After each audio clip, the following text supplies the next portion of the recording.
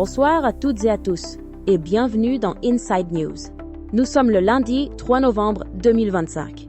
Cette semaine, Inside News vous emmène au cœur de l'actualité en République démocratique du Congo, où chaque jour qui passe semble décisif pour l'avenir de la nation. De l'arène diplomatique aux réalités du terrain, nous décrypterons pour vous les enjeux politiques, sécuritaires, économiques et sociaux qui façonnent le pays. À la une ce soir, politique et diplomatie, les pourparlers de paix à Doha et la suspension de partis d'opposition, une semaine de tous les contrastes entre l'ouverture diplomatique et le durcissement sur la scène intérieure. Crise sécuritaire, la violence persiste dans l'Est, tandis que de nouvelles zones d'insécurité émergent. Nous ferons le point sur une situation qui met en péril des millions de vies. Économie. Le franc congolais se renforce, mais les défis structurels demeurent. Une lueur d'espoir macroéconomique face à des difficultés quotidiennes persistantes. Santé et société, une alerte sanitaire majeure dans la Chopo et des tensions sociales à travers le pays, enquête sur les crises qui frappent les Congolais au cœur de leur quotidien. La semaine s'ouvre sur une double réalité pour la République démocratique du Congo. D'un côté, une intense activité diplomatique pour tenter de ramener la paix dans l'Est. De l'autre, de vives tensions politiques à Kinshasa qui menacent le pluralisme démocratique. L'espoir d'une résolution du conflit dans l'Est se tourne cette semaine vers le Qatar. Le président Félix Tshisekedi a annoncé la reprise imminente des discussions avec la rébellion de l'AFC M23 à Doha. C'est une étape jugée cruciale qui, en cas de succès, pourrait débloquer l'ensemble du processus de paix. Le chef de l'État a précisé que la conclusion d'un accord à Doha ouvrirait la voie à une rencontre de haut niveau à Washington.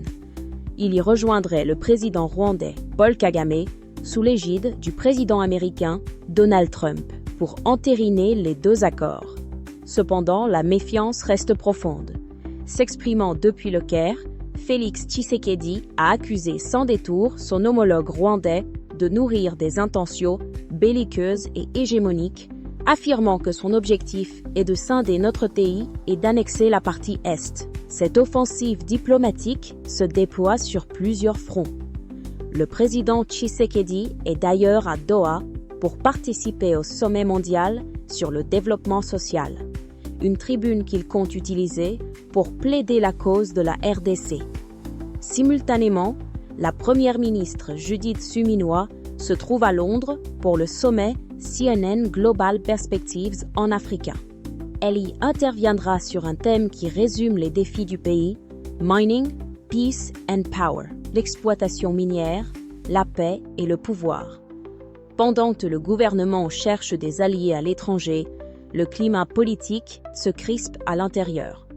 Le 1er novembre, le gouvernement a frappé un grand coup en suspendant les activités de 12 partis politiques d'opposition. Parmi eux, des poids lourds comme le PPRD de l'ancien président Joseph Kabila et le LGD de l'ancien Premier ministre Matata Ponyo. La raison invoquée est leur participation, en octobre, à un conclave des forces d'opposition à Nairobi.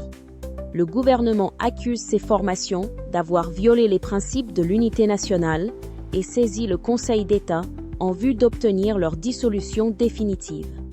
La réaction ne s'est pas fait attendre. La plateforme Sauvons la RDC, proche de Joseph Kabila, a immédiatement dénoncé une violence d'État et un acte de guerre contre le pluralisme politique. Cette tension ne se limite pas à la capitale.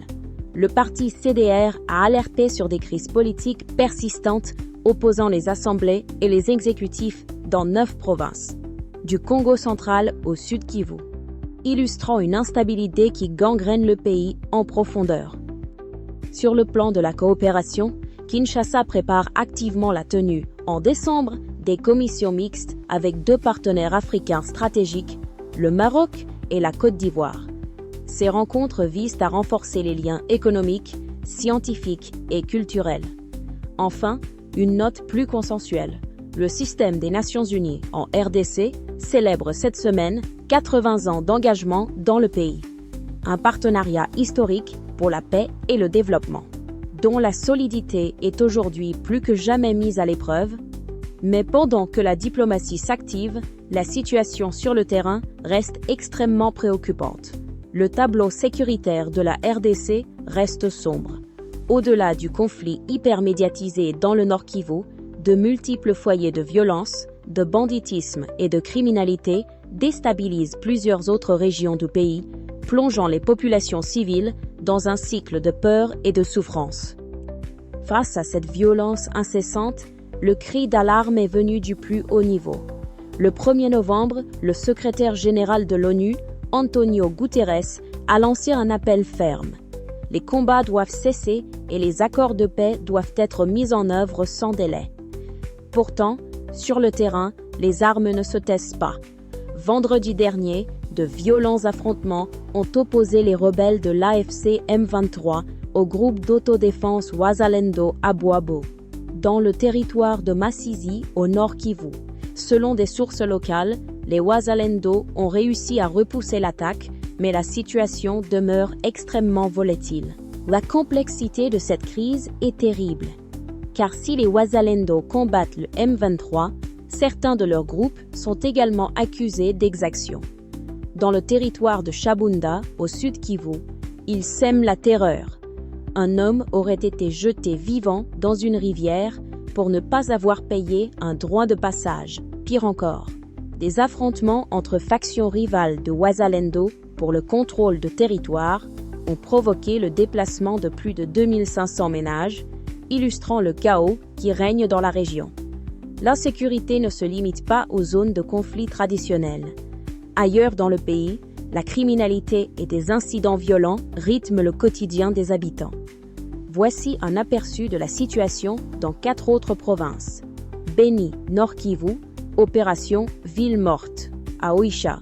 Protestation contre la recrudescence du banditisme et la mauvaise gouvernance locale, paralysant l'activité économique et sociale. Ituri, Magi, fusillade meurtrière entre militaires ougandais. Indignation locale face à la mort d'une civile congolaise, victime d'un conflit interne à l'armée ougandaise sur le sol congolais. Walikale, Nord Kivu, un commerçant assassiné près d'Oninga. Enquête ouverte dans une zone contrôlée par des résidus de groupes armés, ravivant la peur chez les commerçants. Lualaba, Bunkeya, émeute après la découverte du corps d'une femme. 8 blessés et d'importants dégâts matériels. La population en colère dénonce la passivité des autorités face à la criminalité. Cette spirale de violence n'est pas seulement un drame humain, c'est un frein économique majeur. Et pourtant, paradoxalement, c'est au cœur de ce tumulte que le gouvernement tente de projeter une image de stabilité macroéconomique. Malgré un contexte sécuritaire et social très difficile, le gouvernement met en avant des indicateurs macroéconomiques encourageants et lance des projets de développement. Mais ces avancées peinent encore à se traduire en améliorations concrètes pour le plus grand nombre. La bonne nouvelle de la semaine est sur le front monétaire. Le franc congolais poursuit son appréciation face au dollar américain avec un gain d'environ 9% depuis la mi-septembre. Une stabilité saluée par le président Tshisekedi, qui a félicité la Banque centrale du Congo pour ses efforts de régulation. Sur le plan budgétaire, le gouvernement se montre ambitieux. Le projet de loi de finances pour 2025 table sur un budget de près de 50 000 milliards de francs congolais et prévoit un taux de croissance du PIB de 5,7%, signe d'un optimisme prudent malgré les défis. Dans le secteur minier, moteur de l'économie, les signaux sont contrastés. La ministre Eve Bazaiba a salué l'entreprise Tenke Fungurume Mining, TFM, pour ses projets communautaires, comme la construction de routes et l'électrification, la présentant comme un modèle de responsabilité sociétale à suivre. Cependant, l'ONG Centre Carter tempère cet optimisme. Dans une analyse récente, elle souligne un décalage flagrant. Alors que les recettes minières de l'État ont explosé, passant de 1,5 à plus de 7 milliards de dollars depuis 2018, le bien-être des Congolais, lui, stagne. Pour attirer de nouveaux acteurs, la province du Maniema a ouvert aujourd'hui sa 2e conférence sur les mines et l'énergie, espérant que son immense potentiel minier et hydroélectrique séduira enfin les investisseurs. À Kinshasa, la vie quotidienne est aussi faite d'ajustements. Les autorités ont annoncé le report au 17 novembre de l'opération de contrôle technique des véhicules. Un sursis de 2 semaines accordé aux automobilistes pour se mettre en règle. Enfin, face au défi constant de l'insalubrité dans la capitale, le gouverneur Daniel Bumba a réuni les responsables des 24 communes pour les mobiliser dans la gestion des déchets. Une priorité de son programme Kinshasa Ezobonga. Cependant, ces perspectives économiques contrastent avec les difficultés vécues par de nombreux Congolais, notamment dans les secteurs de la santé et de l'éducation. L'état d'urgence est permanent dans certaines régions du pays, où les crises humanitaires, les épidémies et les tensions sociales mettent à rude épreuve des populations déjà fragilisées et des services publics à bout de souffle.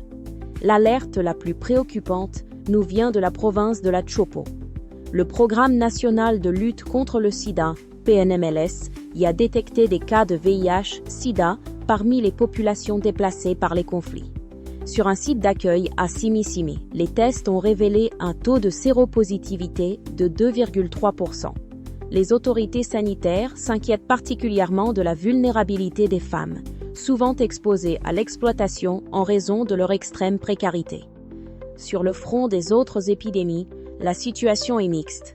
Ebola, une lueur d'espoir au Kasai, où la fin de l'épidémie dans la zone de santé de Boulapé pourrait être déclarée dans 29 jours si aucun nouveau cas n'est détecté.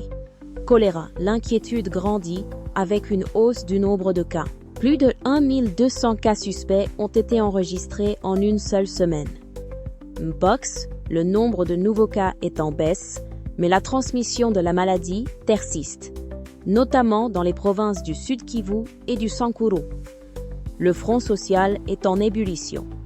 À Kindu, dans la province du Maniema, les professionnels de la santé ont organisé un sit-in pour réclamer le paiement de plusieurs mois de paie complémentaires. Ils dénoncent le non-respect des engagements pris par le gouvernement. Même détresse dans le secteur de l'éducation. Dans le Kwilu, les enseignants de Dibaya Lubwe sont impayés depuis 3 mois.